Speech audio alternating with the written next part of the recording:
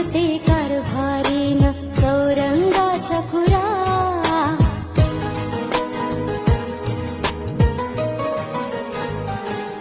नाव गणाचं गोंदायचं आणि सुखानं नांदायचं. गाव देवाच्या हुकुमानं नातं नव्यानं सांधायचं. भेट दिली ही गाव देवानं, भेट दिली